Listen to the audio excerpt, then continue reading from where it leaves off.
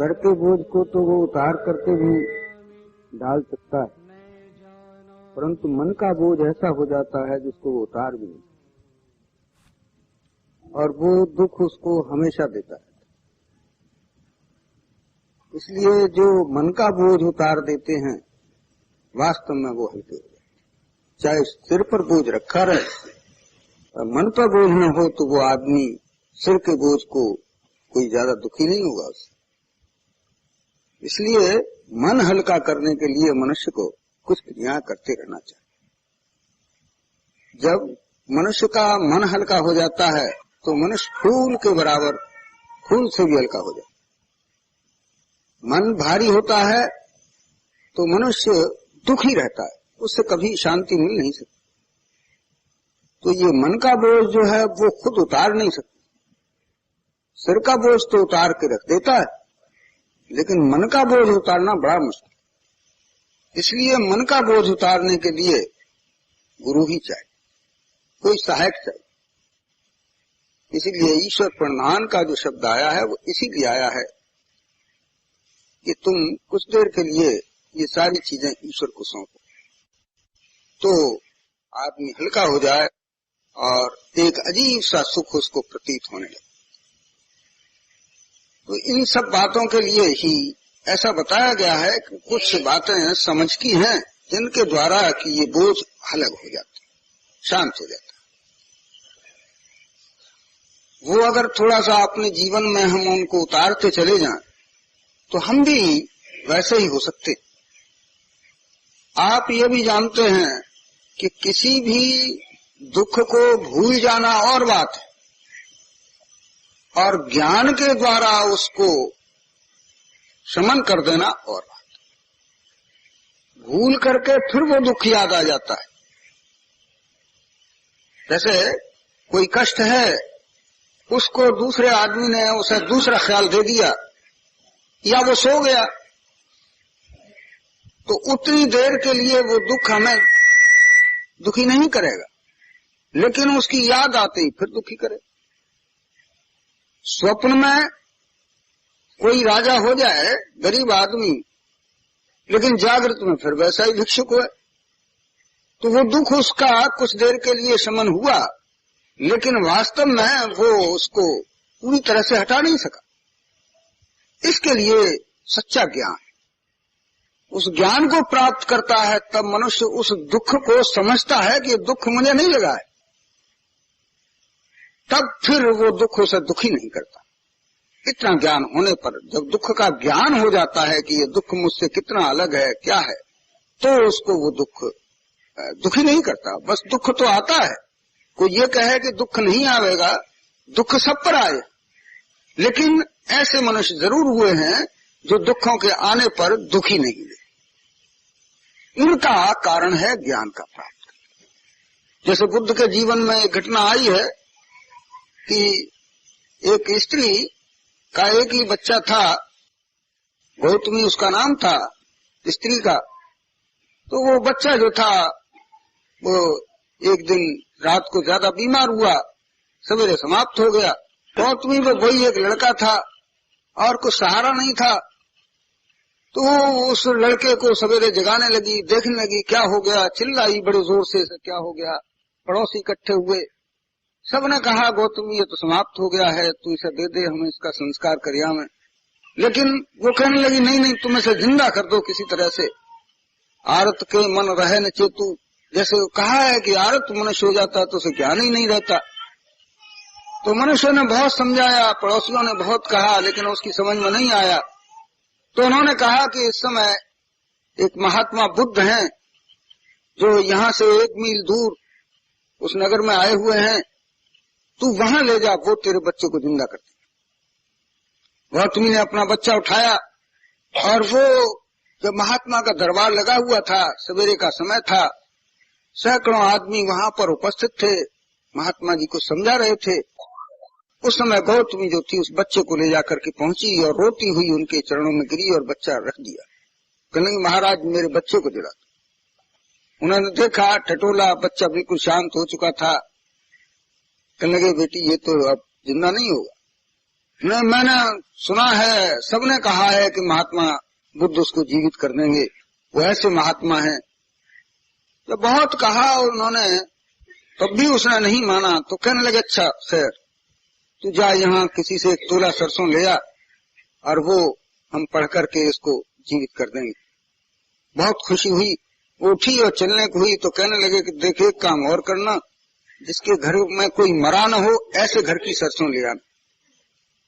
वो जो थी उन्होंने कहा हाँ ठीक है। वो गई पड़ोसी के घर, कहने लगी बहन मेरा बच्चा समाप्त हो गया है, 1 तोला सरसों दे दो, बुद्ध जी ने कहा है कि जिंदा कर देंगे। उन्होंने कहा बहन तू 1 सेर सरसों ले जा, तेरा बच्चा जीवित हो जाए। उसने कहा कि एक बात और उन्होंने कही थी कि जिस घर का कोई मरा न हो ऐसे घर की सरसों लाना।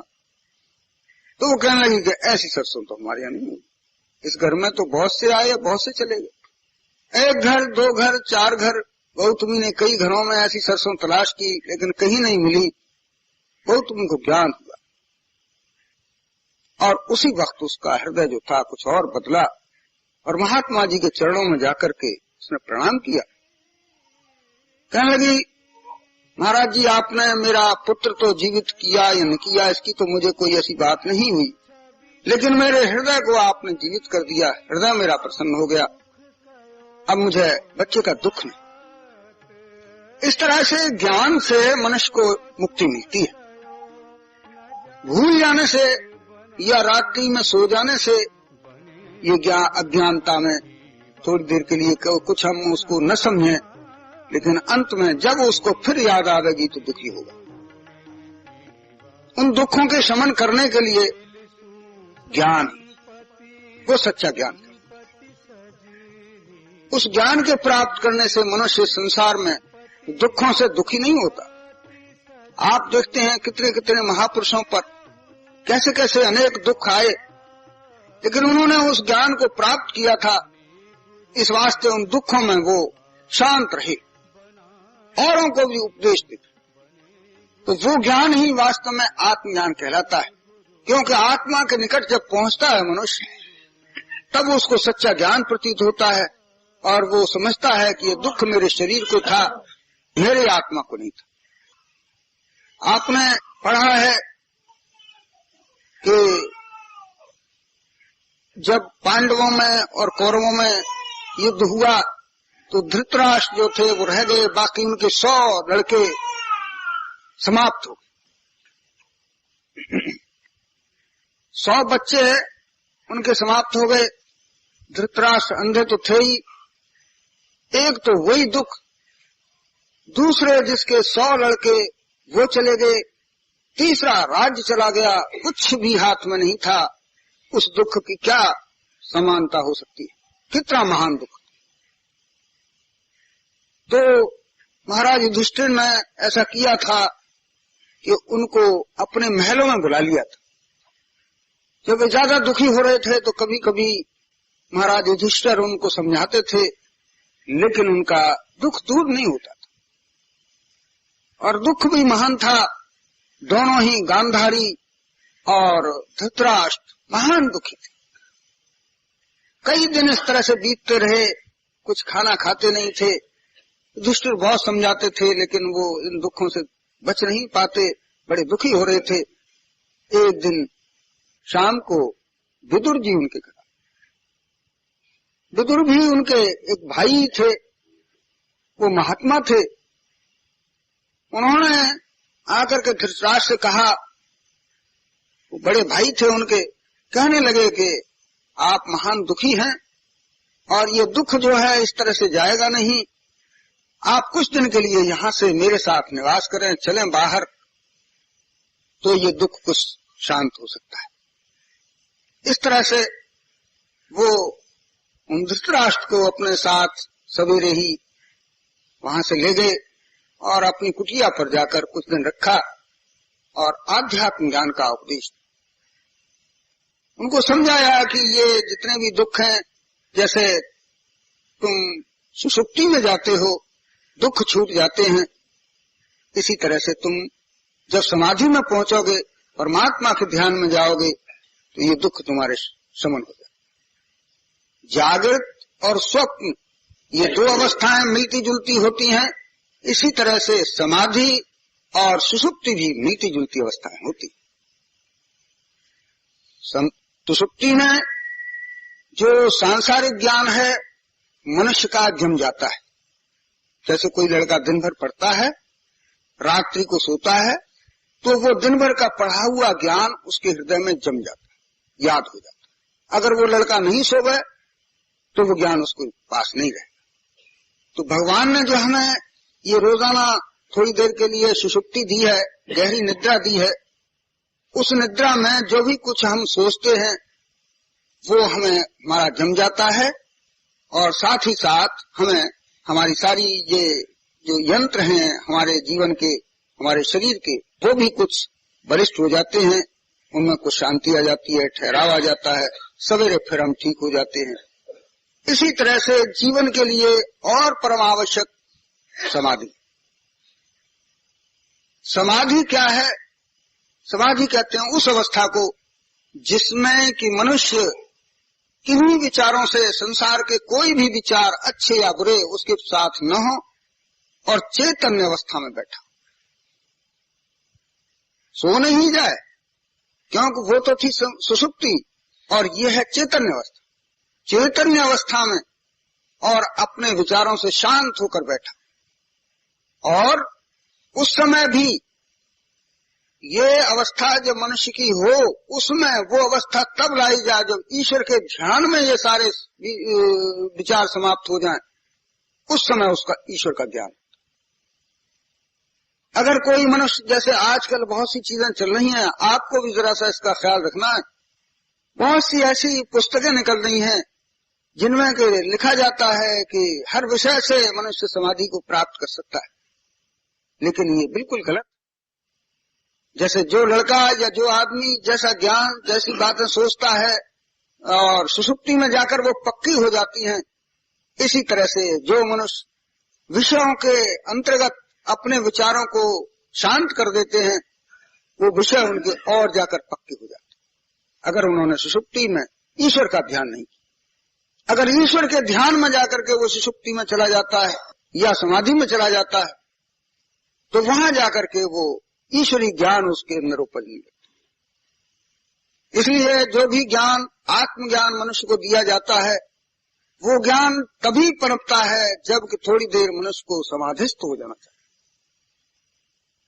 वो समाधि में जाकर के ऐसा होता है जैसे कि आप देखते हैं स्कूल में कभी अध्यापक पढ़ाते हैं या खेतों में काश्तकार अपना काम करते हैं, तो पहले भूमि को खूब जोतते हैं, फिर उसमें बीज डाल करके पाटर लगा देते हैं, बीज को दाब देते हैं, फिर उसको कुरेदते नहीं, देखते नहीं, बल्कि 4 से 10 दिन तक दूर रहते हैं, उससे देखने को चले जाते हैं कि बीज उगा या नहीं, तो फिर वो बीज सारे उग जाते हैं, खेत हरा भरा हो जाता है।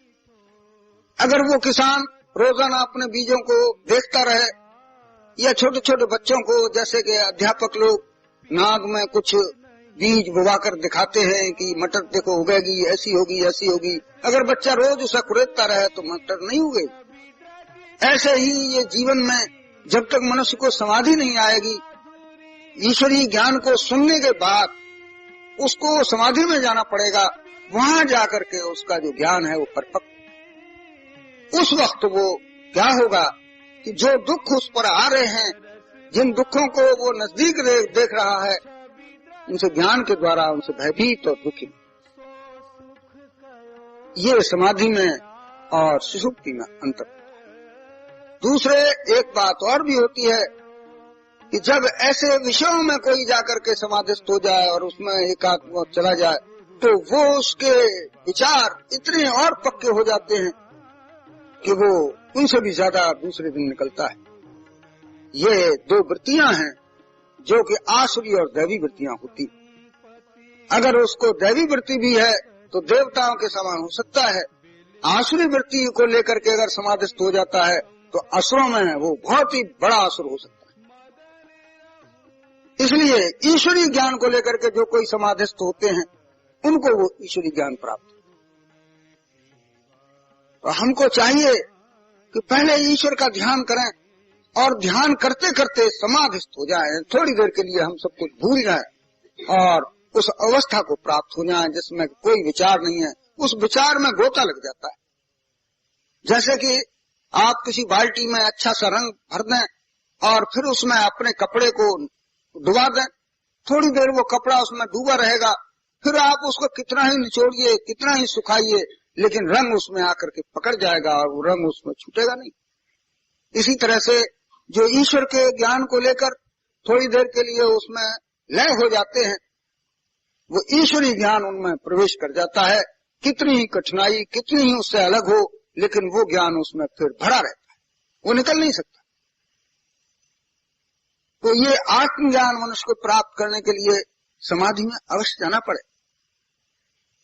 उसके लिए 3 तरह के वो समाधियां लिखी हैं। जैसे तुम बैठते हो ध्यान के लिए, तो जब ध्यान करते हो तो कभी कभी ऐसा होता है कि ध्यान पहले तो बड़ा अच्छा मालूम पड़ता है कि हम अपने गुरु के सामने बैठे हैं, उनका प्रकाश आ रहा है।